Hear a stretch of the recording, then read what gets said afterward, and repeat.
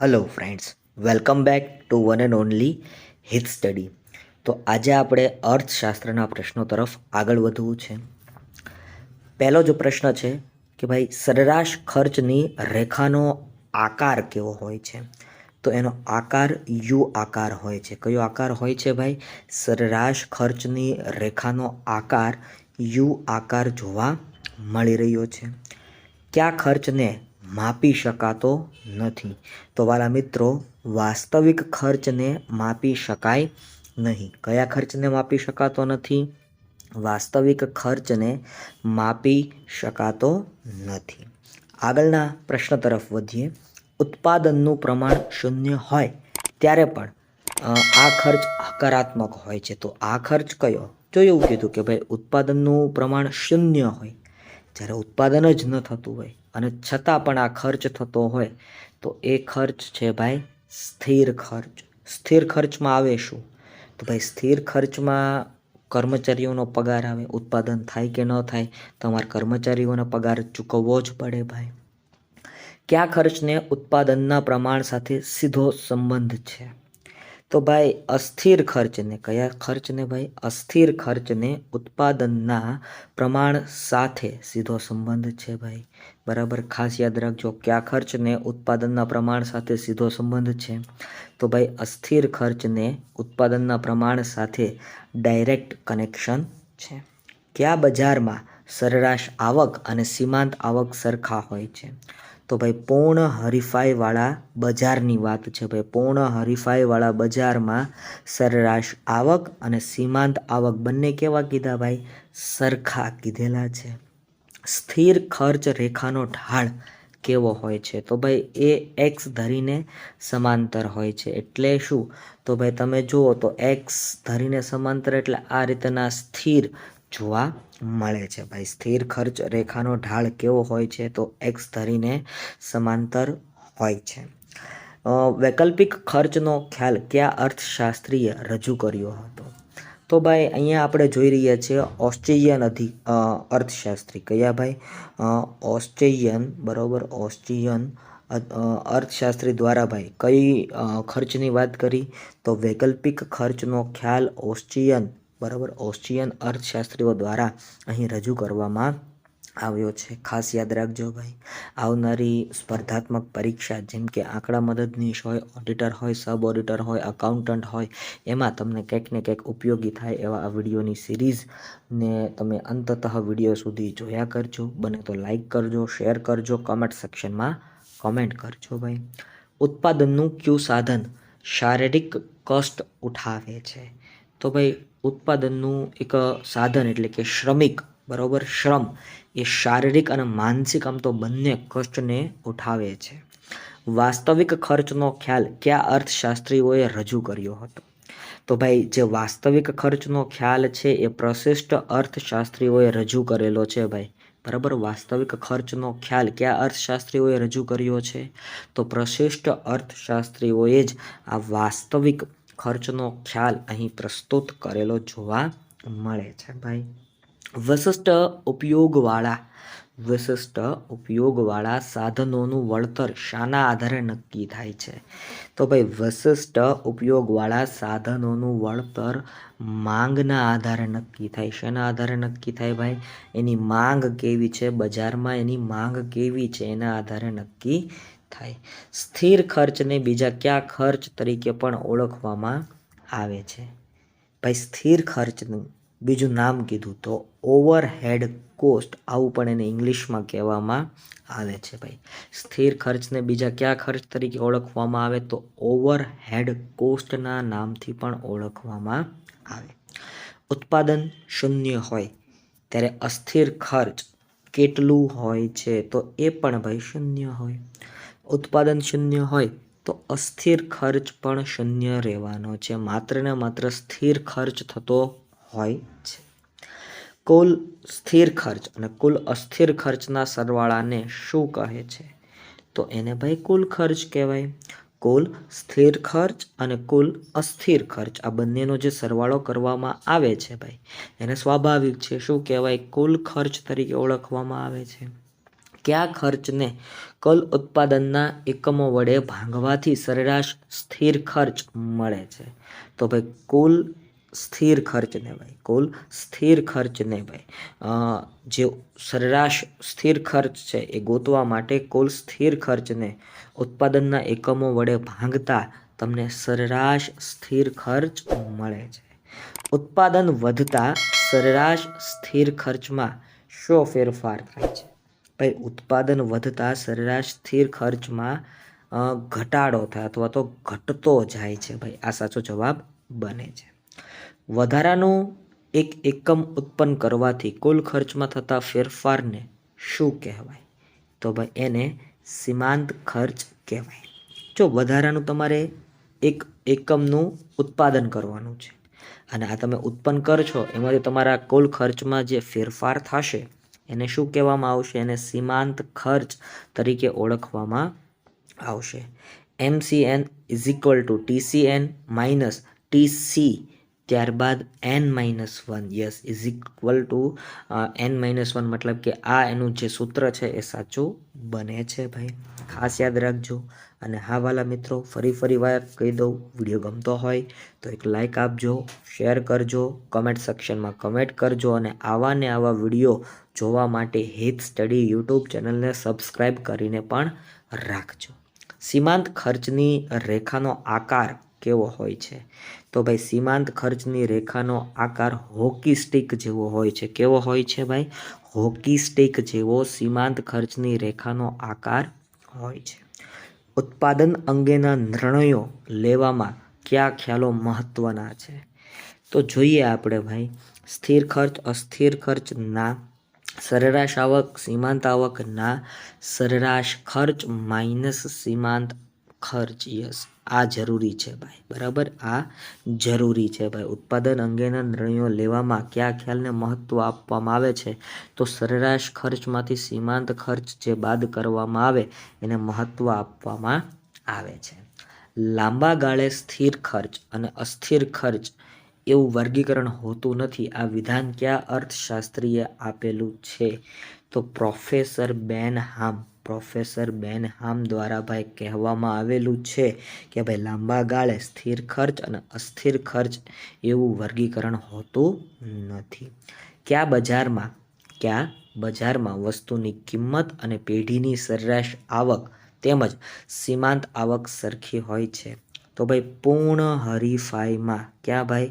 પૂર્ણ હરીફાઈમાં બજારની વાત કરીએ, પૂર્ણ હરીફાઈવાળા બજારમાં વસ્તુની કિંમત, પેઢીની સરેરાશ આવક તેમજ સીમાંત આવક સરખી જોવા મળે છે ભાઈ.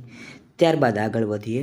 પૂર્ણ હરીફાઈમાં પાયાની ધરીને સમાંતર રેખા કયા નામથી ઓળખાય છે? તો ભાઈ એ સરેરાશ આવક અને સીમાંત આવક છે ભાઈ. પૂર્ણ હરીફાઈમાં પાયાની ધરીને સમાંતર રેખા કયા નામથી ઓળખાય છે? તો સરેરાશ આવક અને સીમાંત આવકથી તે ઓળખાય છે. કયા બજારમાં ઉત્પાદકે પોતાની વસ્તુની માંગ વધારવા માટે કિંમત ઘટાડવી પડે છે? તો ભાઈ ઇજારાવાળું બજાર. ક્યાં ભાઈ? ઇજારાવાળું બજાર હોય તો ત્યાં ભાઈ ઉત્પાદકે પોતાની વસ્તુની માંગમાં વધારો કરવા માટે કિંમતમાં ઘટાડો કરવાની પણ નોબત આવતી હોય છે. ક્યાં આવું બની શકે? તો ભાઈ યાદ રાખજો, ઇજારાવાળું જ્યાં બજાર હોય ને ત્યાં ઉત્પાદકે પોતાની વસ્તુની માંગ વધારવા માટે કિંમત ઘટાડવી પડે છે. સાધનો અસ્થિર હોવા એટલે શું? તો ભાઈ સાધનો અસ્થિર હોવા એટલે સાધનોમાં ફેરફાર થવું. આમ તો એમ કહેવામાં આવે. નીચે આપેલા વિકલ્પોમાંથી કયું સામાજિક ખર્ચ છે? તો જોઈએ ભાઈ, કારખાનામાંથી નીકળતો ધુમાડો આ સામાજિક ખર્ચમાં આવે, કારણ કે સમાજને નુકસાનકારક હોય આ ધુમાડો, સમાજને ભાઈ નુકસાનકારક હોય અને એટલા માટે અહીંયા કીધું છે ભાઈ નીચે આપેલા વિકલ્પોમાંથી કયું સામાજિક ખર્ચ છે? તો કારખાનામાંથી નીકળતો ધુમાડો એ સામાજિક ખર્ચમાં આવે. નિયોજકને ધંધાની ચિંતા, બિનસલામતી, અનિશ્ચિતતાનો સામનો કરવો પડે તે કયા પ્રકારનો ખર્ચ કહેવાય? તો આ બધો વાસ્તવિક ખર્ચ આવે. આ બધો શેમાં આવે ભાઈ? વાસ્તવિક ખર્ચમાં આવે. કારણ કે નિયોજકને ધંધાની ચિંતા થાય, બિનસલામતીનો અનુભવ થાય, અનિશ્ચિતતાનો સામનો કરવો પડે, અને આ બધું વાસ્તવિક ખર્ચમાં આવે. સ્થાન આધારિત બજારના કેટલા પ્રકારો પડે છે? તો વાલા મિત્રો, સ્થાન આધારિત બજારનો ખાલી એક જ પ્રકાર પડે છે ભાઈ. બરાબર, ખાસ યાદ રાખજો. વાહન વ્યવહાર ખર્ચનો અભાવ એ કયા બજારનું લક્ષણ છે? તો પૂર્ણ હરીફાઈવાળા બજારનું આ લક્ષણ છે. વાહન વ્યવહાર ખર્ચનો અભાવ એ પૂર્ણ હરીફાઈવાળા બજારનું જ લક્ષણ છે. કિંમત ભેદભાવ કયા બજારનું લક્ષણ છે ભાઈ? તો મિત્રો, કિંમત ભેદભાવ છે ને એ ઇજારાનું લક્ષણ છે. કિંમતમાં ભેદભાવ એ ઇજારાનું લક્ષણ છે ભાઈ. કયા બજારમાં પેઢી એ જ ઉદ્યોગ બને છે? તો ભાઈ ઇજારો હોય ને, ઇજારો, ન્યા પેઢી એ જ ઉદ્યોગ બની જતો હોય છે ભાઈ. કયા બજારમાં પેઢી એ જ ઉદ્યોગ બની જાય છે? તો ભાઈ ઇજારામાં. બરાબર, ઇજારામાં પેઢી એ જ ઉદ્યોગ બની જાય છે. વેચાણ ખર્ચ કયા બજારનું અગત્યનું લક્ષણ છે? તો ભાઈ ઇજારાયુક્ત હરીફાઈ. ઇજારાયુક્ત હરીફાઈ એ વેચાણ ખર્ચ. બરાબર, ઇજારાયુક્ત હરીફાઈ એમાં ભાઈ વેચાણ ખર્ચ એ બજારનું એક અગત્યનું લક્ષણ કહી શકાય. પરસ્પર અવલંબન કયા બજારમાં જોવા મળે છે? તો અલ્પ હસ્તક ઇજારામાં ભાઈ. અલ્પ હસ્તક ઇજારામાં પરસ્પર અવલંબન જોવા મળે છે. કિંમત ચુસ્તતા કયા બજારમાં જોવા મળે છે? તો ભાઈ એ પણ અલ્પ હસ્તક ઇજારામાં જ જોવા મળે છે ભાઈ. કિંમત ચુસ્તતા ક્યાં જોવા મળે છે? તો એ પણ અલ્પ હસ્તક ઇજારામાં જ જોવા મળે છે. કયા બજારમાં પેઢીઓનો પ્રવેશ બંધ હોય છે? તો ભાઈ જ્યાં ઇજારો હોય, ઇજારાયુક્ત હરીફાઈ હોય, એટલે કે ઇજારો હોય, તો ભાઈ ઇજારામાં બજાર હોય, ઇજારાવાળું બજાર હોય ને પેઢીઓનો નવી પેઢીઓના પ્રવેશ ઉપર પ્રતિબંધ મુકાયેલો જોવા મળે છે. સમાન ગુણી વસ્તુઓ કયા બજારનું લક્ષણ કહી શકાય? તો ભાઈ સમાન ગુણી વસ્તુઓ એ પૂર્ણ હરીફાઈવાળા બજારનું લક્ષણ છે. બરાબર, સમાન ગુણી વસ્તુઓ કયા બજારનું લક્ષણ છે? તો પૂર્ણ હરીફાઈવાળા બજારનું લક્ષણ છે. અસામાન્ય નફો. અસામાન્ય નફો કયા બજારનું સામાન્ય લક્ષણ છે? તો ભાઈ ઇજારાનું આ એક સામાન્ય લક્ષણ છે ભાઈ. અસામાન્ય નફો એ કયા બજારનું સામાન્ય લક્ષણ છે? તો ભાઈ ઇજારાની વાત છે. ખાંચાવાળી માંગ રેખા કયા બજારમાં શક્ય છે? તો ભાઈ અલ્પ હસ્તક ઇજારામાં. અલ્પ હસ્તક ઇજારામાં ખાંચાવાળી માંગ રેખા જોવા મળે છે ભાઈ. એ પણ એક ખાસ યાદ રાખજો. અર્થશાસ્ત્રમાં બજારનો ખ્યાલ કેવો છે? તો ભાઈ વિસ્તૃત છે. અર્થશાસ્ત્રમાં બજારનો ખ્યાલ છે ને ભાઈ એ વિસ્તૃત રીતે જોવામાં આવે છે. માટીના વાસણોનું બજાર કેવું બજાર ગણાય છે? તો ભાઈ એને સ્થાનિક બજાર ગણવામાં આવે છે. માટીના વાસણોનું જે બજાર છે એ બજારને સ્થાનિક બજાર ગણવામાં આવે છે. ગુજરાતી ચલચિત્રો કેવા બજારનું ઉદાહરણ ગણાય? તો એ પ્રાદેશિક બજારનું ઉદાહરણ ગણાય છે ભાઈ. અમૂલ આઈસ્ક્રીમનું બજાર કેવા બજારનું ઉદાહરણ કહેવાય? તો રાષ્ટ્રીય કક્ષાનું. કારણ કે અમૂલ તમને ખબર છે આમ તો ઇન્ટરનેશનલ કંપની છે, પણ છતાં રાષ્ટ્રીય કક્ષાનું બજાર કહેવાય. અંગ્રેજી ચલચિત્રો કેવા બજારનું ઉદાહરણ છે? તો એ આંતરરાષ્ટ્રીય કક્ષાનું ઉદાહરણ છે ભાઈ. બધા જને ખ્યાલ આવી જાય. જથ્થાબંધ બજારનો વેપારી કોની વચ્ચેની એક મહત્વની કડી બને છે? તો ઉત્પાદક અને ગ્રાહક વચ્ચેની. જથ્થાબંધ બજારનો વેપારી ઉત્પાદક અને ગ્રાહક વચ્ચેની એક મહત્વની ભાઈ કડી બને છે ભાઈ. પૂર્ણ હરીફાઈવાળું બજાર કેવું બજાર ગણાય છે? તો ભાઈ પૂર્ણ હરીફાઈવાળું બજાર છે ને એને આદર્શ બજાર તરીકે ગણવામાં આવે છે ભાઈ. ખેત ઉત્પાદનનું બજાર. ખેત ઉત્પાદનનું બજાર એ કેવા પ્રકારના બજારનું ઉદાહરણ ગણાવી શકાય? તો ભાઈ એ પૂર્ણ હરીફાઈવાળા બજારનું ઉદાહરણ ગણાવી શકાય. ખાસ યાદ રાખજો.